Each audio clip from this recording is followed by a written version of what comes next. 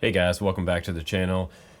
Today we're going to do a review on something you might not have seen before. This is the Mobula 7 version 2 with apparently upgraded ESCs and the new V2 frame on here.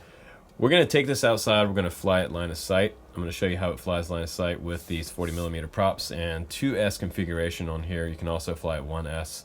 And I'll get more into the specifics later on this quad. But I think the proof about the performance of this quad is in the video. You guys got to check this out. Line of sight FPV. This quad is hands down one of the best quads that I've ever had my hands on as far as 2S whoops go. If you were going to put your money down to buy any one of them out there right now that's not an HD whoop, that you want to have something that flies amazing, probably flies better than about 90% of the 2S whoops out there in existence right now. This is one of the top performers for late 2018, but I'm happy to see that they have this new one coming out. And also they have on the box, it says Mobula X7 on the box. So is there a 6 version coming, meaning 65mm version of this Mobula?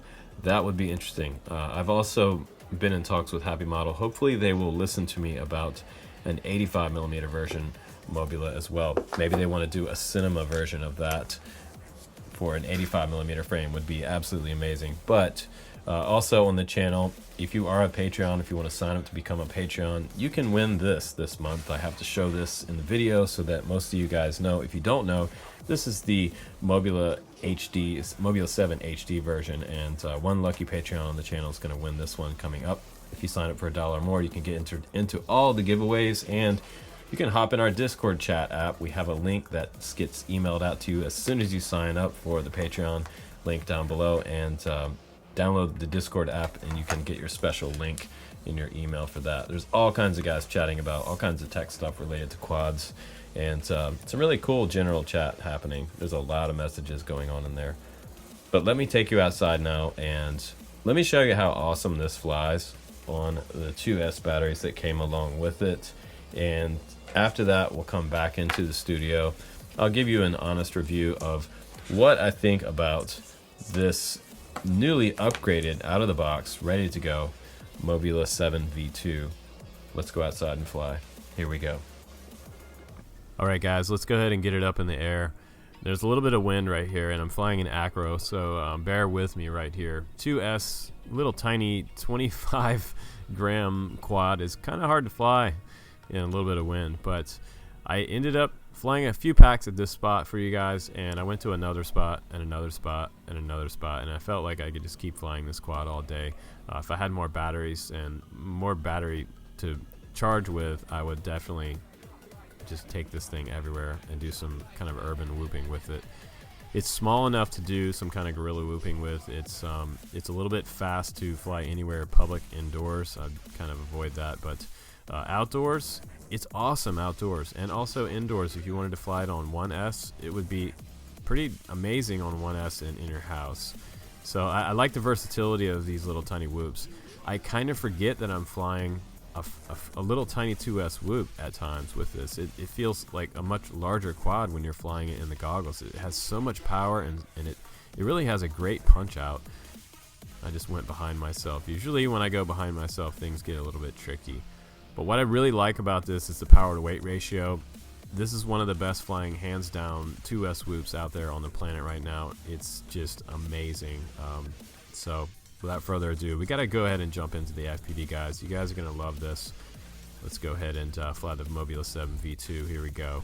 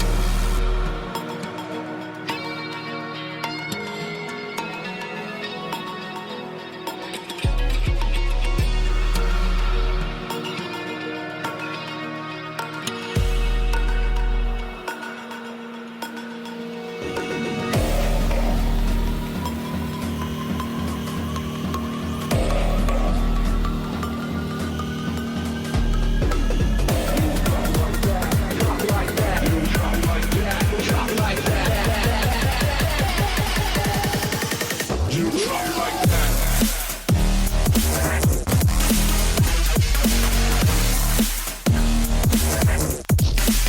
You drop like that.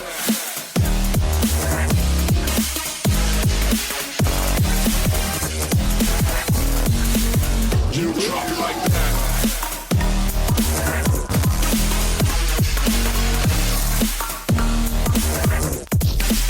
You drop like that.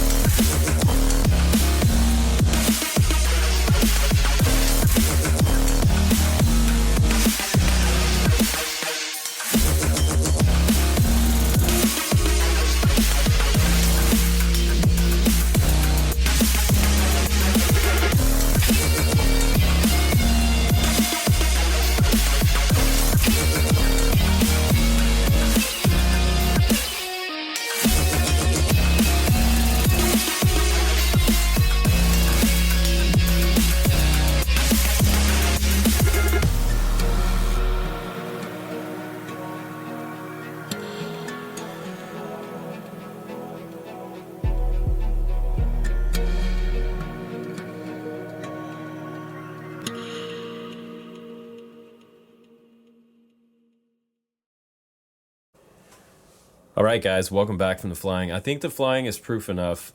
The power to weight ratio is really what gets me here on this quad. It has tons of power. It does have 5 amp 4-in-1 ESCs on here running D-Shot 600, which is super smooth. And it has 0802 Happy Model branded motors. And those are 16,000 kV. I'm just going to zoom into those so you can see those numbers on those motors.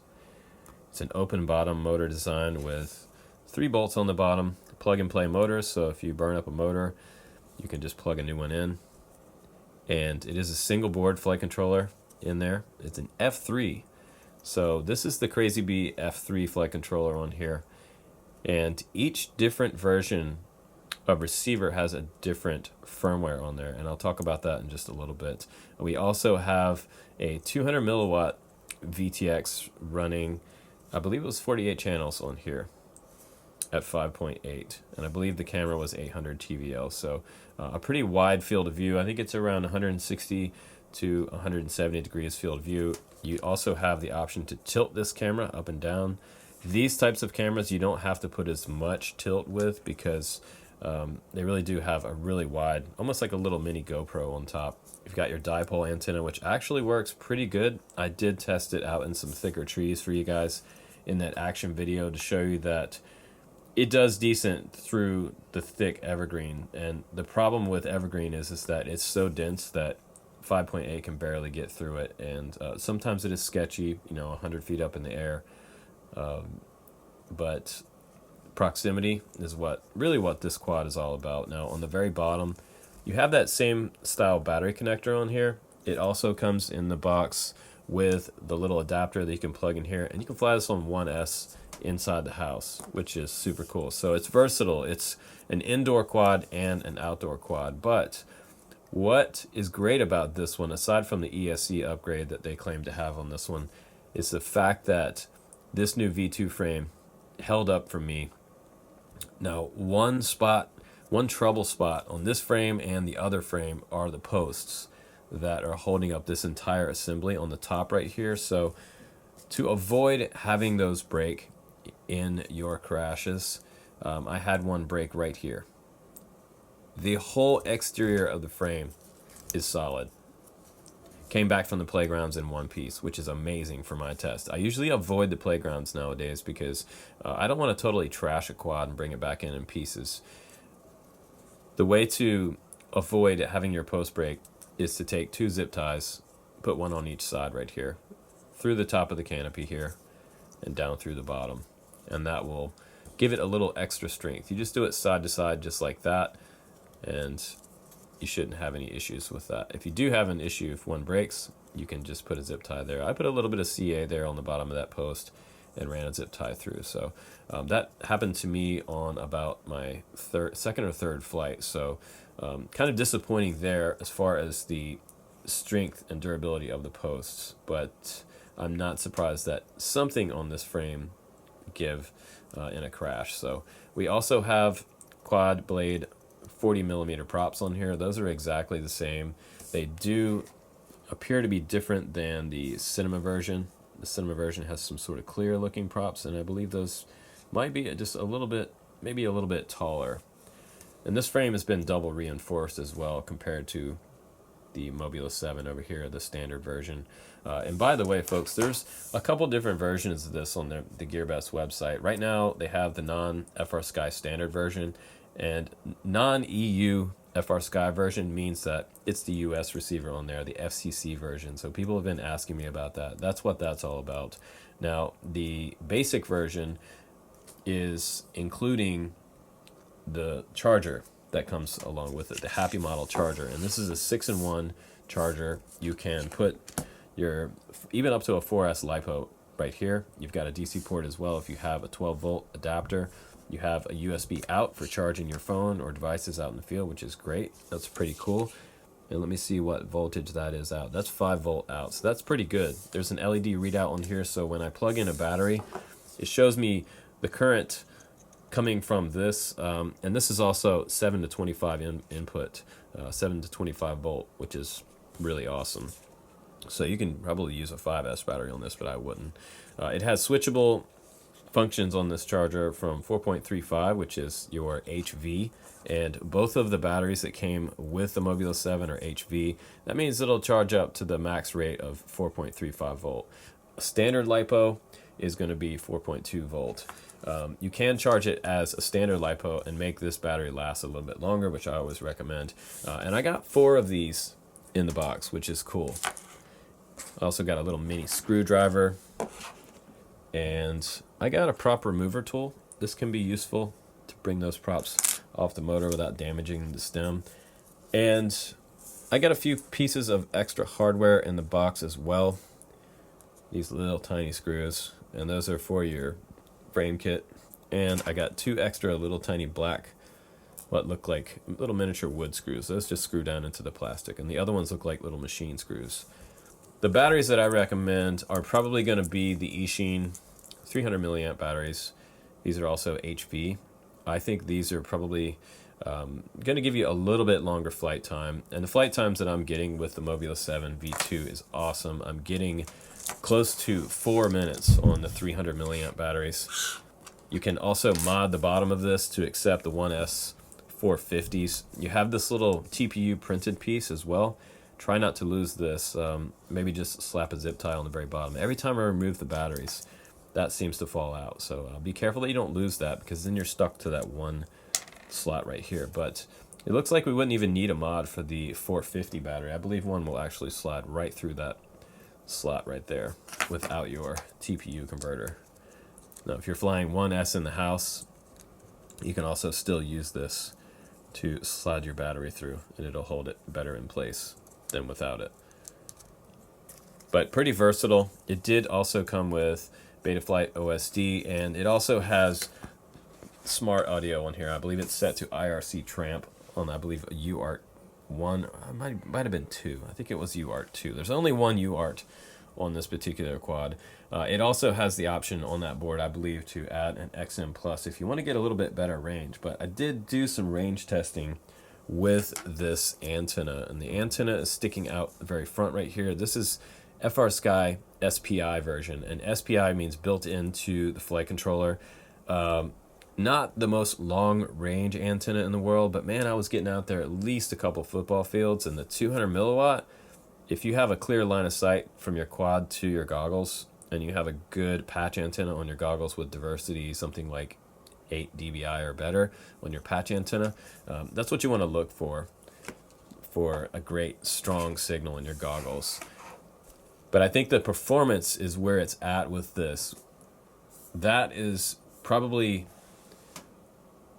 one of my, I guess the Mobula 7 is definitely, I'm so torn between this and the trash can. I don't know which one I like better, honestly. I feel like I like this better for the power to weight ratio. I think this one is a little bit lighter as well, and I can double check on the weight for you. It's going to zero out the scale here.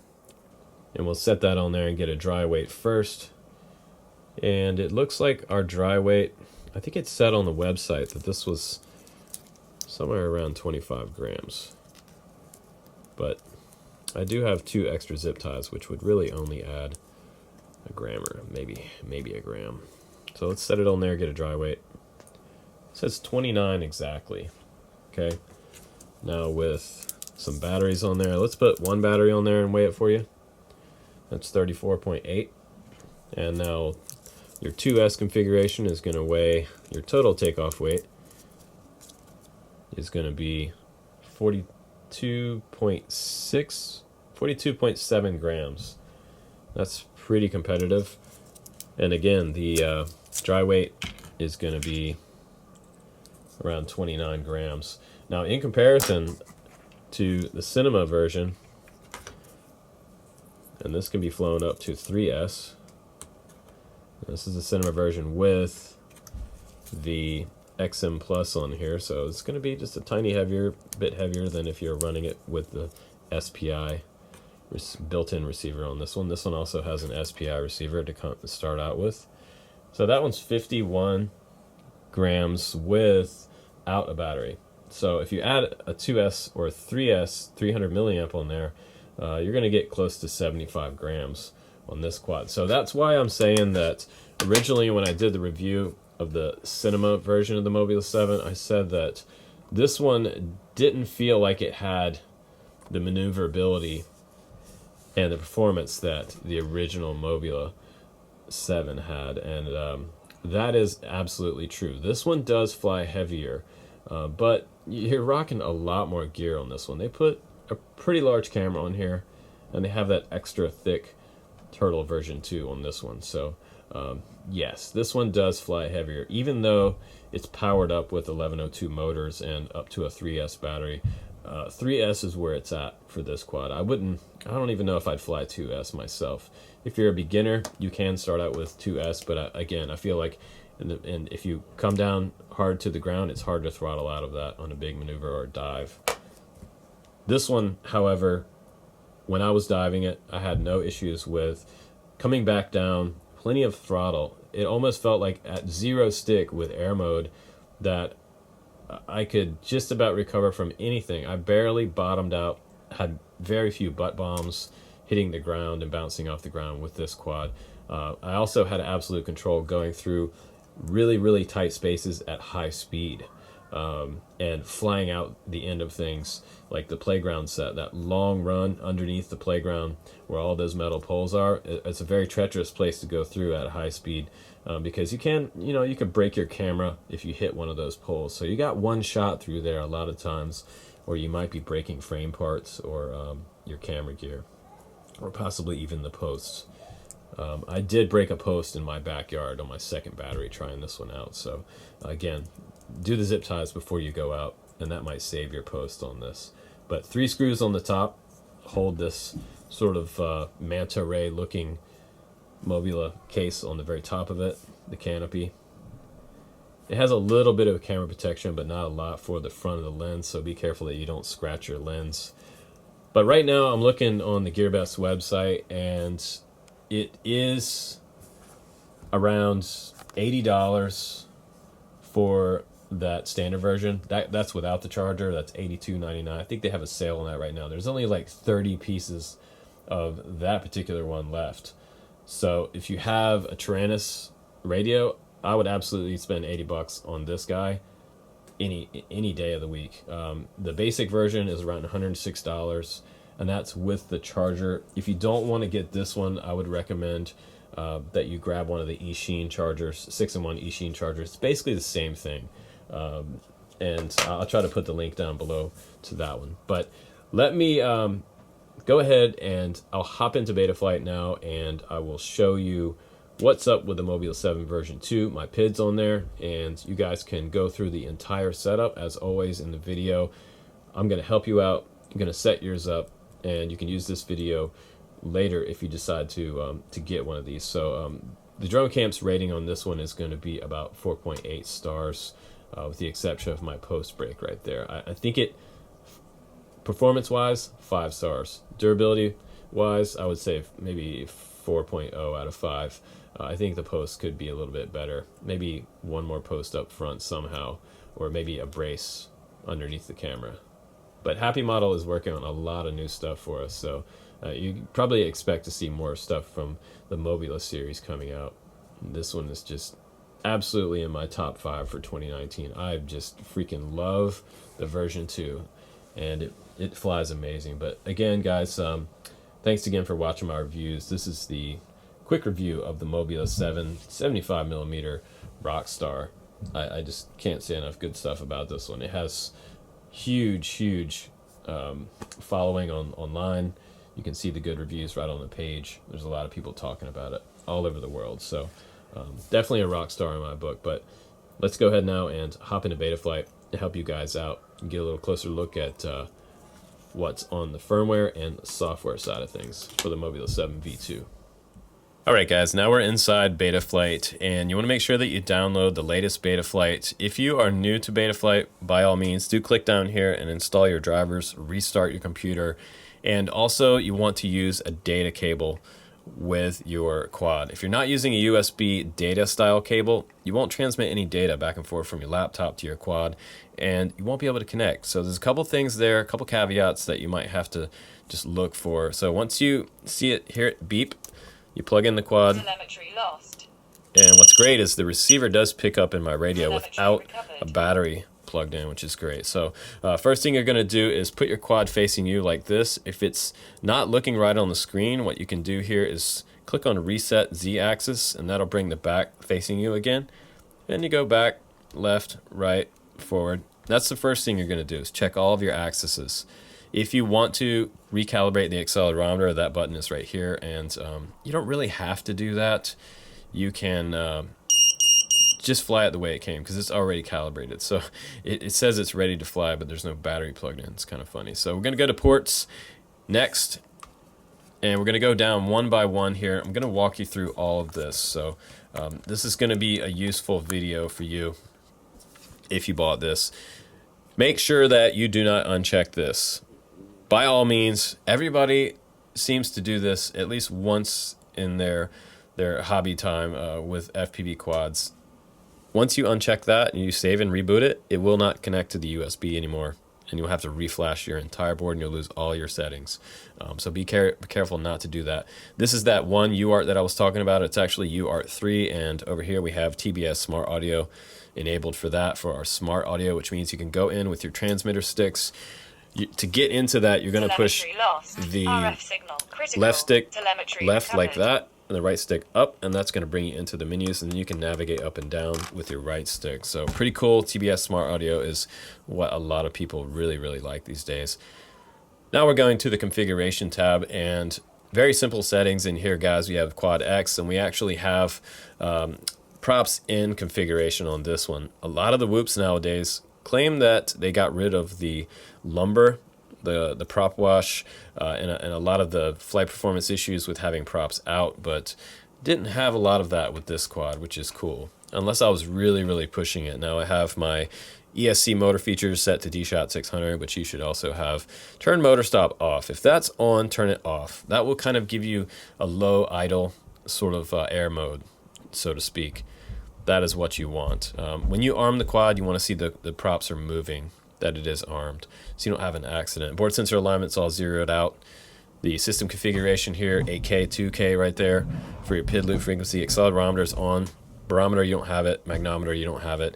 Arm angle, very important. Make sure that you have your arm angle set to 180 so that you can enable turtle mode, crash recovery mode inside Betaflight. This will let you put it on a switch, and you will have to disarm your quad, flip into turtle mode, use your sticks to try to flip the quad over, giving it a little bit of throttle.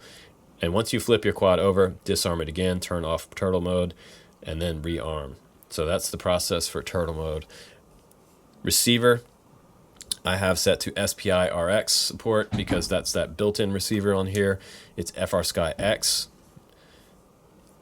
Now we're going to go down to other features. We have telemetry, OSD, anti-gravity, and dynamic filter set to be on. Anti-gravity is great because when you're coming back around from those big loops, it'll just give you a little tiny bit of a boost in your throttle. So also, very cool.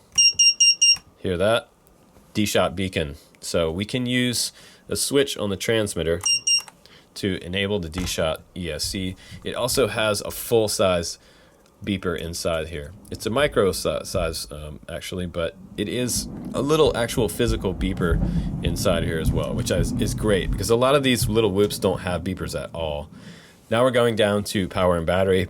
Onboard ADC, minimum cell voltage is 2.9, maximum is 4.3, and your warning should be 2.9. That's just going to let you fly and do huge throttle boosts without it warning you every 5 seconds. Now go ahead and save. Every time we go to another tab, you want to save. If you have to save and reboot, do that as well. Stage 1 for the failsafe. Guard time I have set to 2 as always, and stage 2 here. If you lose signal, you want it set to drop. You don't want it to land at a certain throttle value because it could just fly away. We've had issues with that before. And everything over here is set up. Arm is on aux 1, angle aux 2. 3 is beeper. Aux 4 is flip over after crash. And I'll show you those switches in just a minute on my radio. Now we're going to PID tuning, and this is where I can zoom in for you, and you can pause this video and copy these PIDs over to your Mobula 7 if you want it to fly good.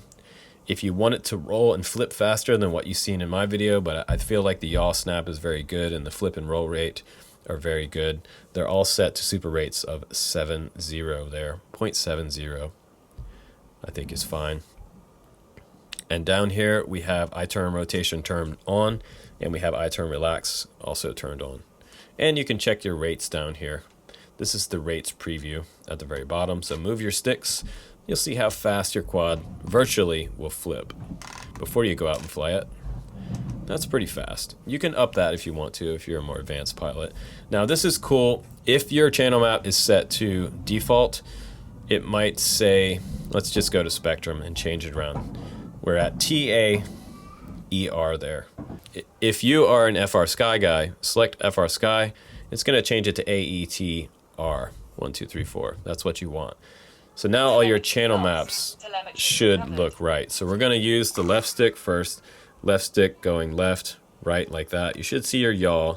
It's the blue bar moving across there up to about 2,000, give or take. And back somewhere close to 1,500. Doesn't matter if it's exact. You can go and change the endpoints inside your radio. The next one will be the roll and pitch, and that's going to be your right stick. So I'll just show you on the screen as well. Right, left, forward, back. And that's how that should look.